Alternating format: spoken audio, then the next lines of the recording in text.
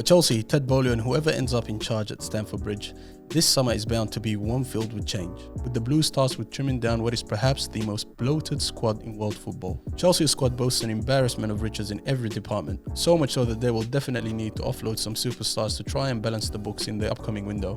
So here are 10 players likely to leave London this summer. What's going on, guys, and welcome back to the World Game. Today we are going to be discussing the 10 players Chelsea should be selling this summer. To be honest, I actually wanted to do more than 10. I wanted to do about 15 players. This squad is pretty big, one of the biggest in world football. But these 10 players here are the players that they need to leave ASAP. And they're probably going to get some decent money for them as well. So let's jump into it. But before we do, like always, make sure you like the video. Comment below, let me know your thoughts. And if you're new here, be sure to subscribe and turn on your notification bell because I'm going to be uploading a video every single week. I do a lot of videos about Chelsea, but eventually I want to start doing videos about other teams. So yeah, stay tuned. All right, let's jump into this. And the first player I want to chat about here is Edouard Mendy. It wasn't long ago that Edouard Mendy was regarded as perhaps one of the best goalkeepers in the world, helping Chelsea lift the Champions League and being voted the UEFA Goalkeeper of the Year. But his stock has fallen drastically since. The Senegalese has seen Kepa supersede him as the Blues' #1 this season, making just 9 Premier League appearances with 1 clean sheet at the time of recording. Whilst he was a main player under Thomas Tuchel, Mendy never appeared to be Graham Potter's favourite, with the same now going for Frank Lampard, and it's likely he'll leave the club this summer. Still just 31 and under contract until 2025, Chelsea will be optimistic that they can generate a decent fee for the goalkeeper. So in truth, his departure looks to make sense here, to be honest, and considering all that's involved. I myself, I'll be honest with you guys, I'm not a big fan of African goalkeepers. I'm African myself, so I can say this. Most Africans like to play up front. Let's be honest here. A lot of Africans like to play in midfield and wingers and strikers, that kind of thing.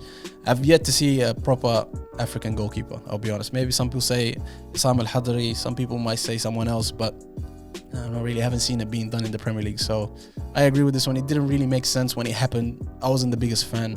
And yeah, man, he had his good time, but I think it's time to move on. The next player is Kepa Arrizabalaga. Although Kepa has currently established himself as Chelsea's first choice goalkeeper, the Spaniard could still depart the Stamford Bridge this summer, having arrived for a world record fee of 71.6 million to replace the outgoing Thibaut Courtois back in 2018. Kepa signed a 7-year deal which is yet to expire. However, he hasn't been the star he was expected to become. Despite being #1 for the first 2 seasons, the now 28-year-old was largely a rotational option in the 2021 and 2022 seasons, and as mentioned, only gained his place in the side after Thomas Tuchel's second earlier this season. And that being said, whilst he's currently upgradable, Kepa has performed well since coming into the team this season, so Chelsea would likely be able to garner a respectable fee for him this summer, although it probably won't be nowhere near what they paid for. Cesar Azpilicueta. Now, hear me right here. I honestly didn't want to put this guy on the list of players that Chelsea should get rid of because I believe he is probably the only player from this current squad that you could say is a Chelsea legend. And he's been fantastic at the Bridge since joining in 2012 and helped the Blues lift 2 Premier League titles, 2 Europa Leagues, an FA Cup, a League Cup, a Champions League, and a Club World Cup. The Spaniard has appeared over 500 times for Chelsea, being a main player in almost every season he's been in England and captaining the side in recent years. But now at 33, Azpilicueta's time in England is quickly drawing to an end. And with the likes of Trevor Chalobah and Malang Sarr all waiting in the wings, the defender's replacement is likely already at the club. Although he's been a loyal servant, it's probably time for the Blues to cut ties with Azpilicueta. And with Barcelona reportedly interested in bringing him to the Camp Nou, it makes sense as the veteran is looking to see out his career in his homeland. Kulubala. Now this is very interesting. Someone from the Galacticos podcast actually mentioned this a while ago. It literally was the day that he was signed. Someone said that it's probably 3 years too late. Kulubala, where is he? Kulubala, where's the bin? That red card that he got the other day? This is the thing, I like this. I used to always want him to be in United. When they first announced it, when we were speaking about it, we said he might be maybe 2 years, 3 years too late. That's what Hassan said, wallah. He's not a Thiago Silva. He's not he's not Thiago Silva, no way. Thiago Silva another, but the guy is too slow, bro. He's too slow for the Premier League, wallah. He's getting caught out too easily. He's very easy. He's very easy to beat. Chelsea, come on, the form is ridiculous. No, the form is ridiculous, but you expect certain individuals to step up a lot. And he's too emotional too. And even, the red card, pissed the off. red card was dumb. The red, Doesn't like, you see like that the way it they're shows the lack of what he got emotional. Yeah, no, he got it's not dirty, emotional. pulls the guy down. His best position is playing Pulls the guy in the down. back That's what I'm four. talking. He's too slow, Playing in man. the back 3, bro, and he's playing on the left, I think it was. Yeah. No, he gets exposed. I think he didn't know what he was getting himself into. Any player, like a skillful player, could get past him. And Yeah, that's what I'm saying, bro. He's too easy to get beaten. Playing in the back three and not being in the center. That's exposure. He'll commit too many times. Yeah. He'll get taken on like a lot of times. Remember last time I said the positioning is terrible? The way that Chelsea structured their formation, it doesn't suit him because you got Cucurella going 100 miles an hour and Reece James going 100 miles an hour, and then it's just him. And it's just him and Thiago Silva. And when they get counter-attacked, he's just too slow, bro. All I'm hearing is just negative. So what are you guys saying? I think it's potential flop. The defender demanded a staggering fee of 38 million. But given his time at Naples, this looked to be value for money, as he would partner Thiago Silva in the Blues' backline.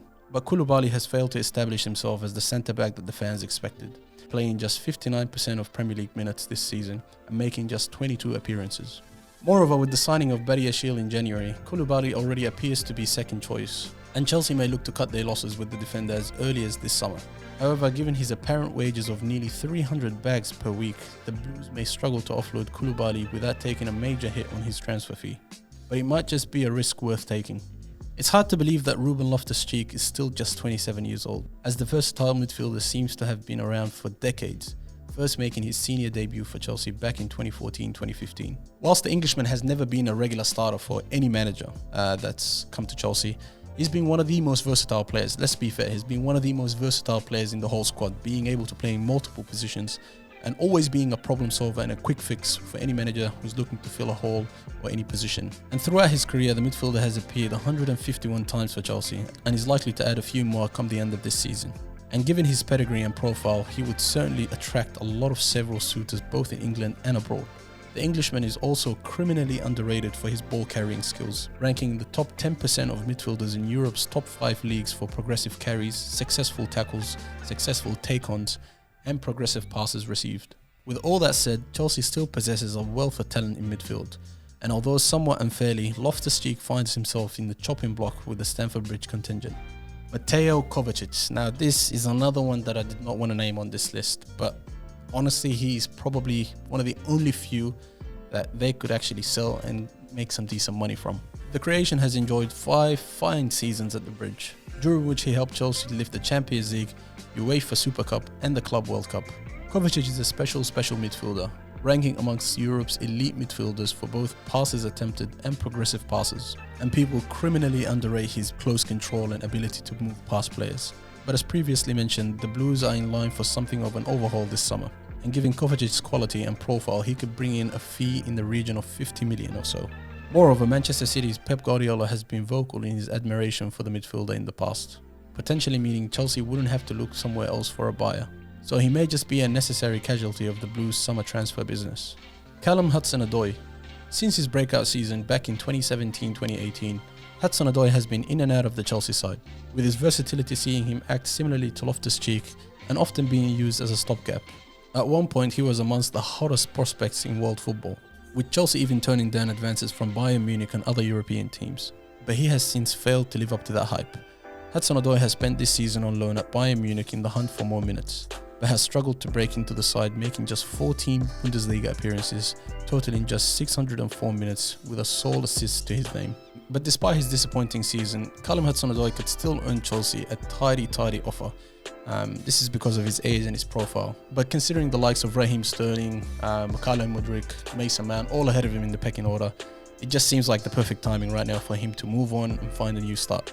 Christian Pulisic. Now this one actually hurts me, man. I really expected a lot from this player. Having joined Chelsea back in 2019, Pulisic was yet another player who looked destined for stardom but has again failed to deliver. The American has racked up 142 appearances for the Blues, but has only managed an underwhelming 26 goals and 21 assists at the time of recording. In turning down a loan advance from Manchester United earlier this season, it looked as though Pulisic might have a bigger part to play in this season, but injuries and new signings have again seen him remain on the sidelines. But that being said, the winger is still just 24 years old and still looks like the player that we saw at Borussia Dortmund, so he could well go on to have a fine career in the future. But the LeBron James of soccer, as they call him, is another player Chelsea will look to cash in the summer. Hakim Ziyech. Despite his talent, Hakim Ziyech has become something of a face in the crowd at the Stamford Bridge, struggling to ever nail down a place in the starting lineup. At the age of 30 and injury prone, Hakim Ziyech's career may well be nearing its end. And for both club and player, this summer might be the last chance to earn one final move for the Moroccan. He's only played about 21% of all Premier League games this year, and the attacking midfielder doesn't look like he's going to get any game time because of the depth of the squad, and there's interest from Tottenham, AC Milan, PSG, which all look like better places for him to go at the moment. Whilst he's shown flashes of brilliance in the past, Ziyech has largely failed to hit the heights that he's displayed before arriving in London, making him yet another name Chelsea will look to get off their books come the end of the season. Pierre-Emerick Aubameyang. Aubameyang is the latest in a long line of names to have tried and failed at Chelsea's number 9, and now looks set to leave Stamford Bridge just 18 months on from his arrival.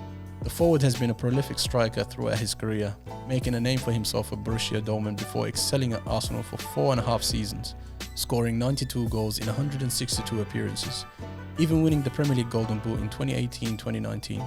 But the forward did, however, leave Arsenal on somewhat bad terms in January 2022, joining Barcelona, where he spent just 6 months before returning to the Premier League with Chelsea. But with just 21 appearances and 3 goals in all competitions this season, it's safe to say that Aubameyang hasn't quite rediscovered that form that made him such a hit in London the first time around. And given the amount of attacking talent at Chelsea's books, and the arrival of RB Leipzig's Christopher Nkunku this summer, the forward looks in line for a dramatic return to Barcelona, and he will get that medal for winning the La Liga. But that was it, guys. 10 players that Chelsea should get rid of this summer. Honestly, like I said, I wanted to do 15. I think players like Lukaku should be going. I'm not really a big fan of him. This might shock everybody, but Cucurella, I think he should go. I know he just arrived. Cucurella, I think, should be out of there. Havertz is another one that I'm not really a fan of. I think Chelsea could use a striker instead of playing him as a false 9 every time. But yeah, man, that's my opinion on this in the end. Let me know what you guys think in the comments below. What do you want to see next, by the way? Let me know what you want to see next. I've already done an analysis on Chelsea's crisis, Mauricio Pochettino's arrival, and right now this is the one about Chelsea and the players that they should sell. What do you guys want to see next? Should I do a video about which players Chelsea should keep or which players Chelsea should buy? Let me know in the comments. And yeah, man, like always, stay safe, subscribe, like, do all that nice stuff, and yeah, I'll see you next time. Take care. Peace.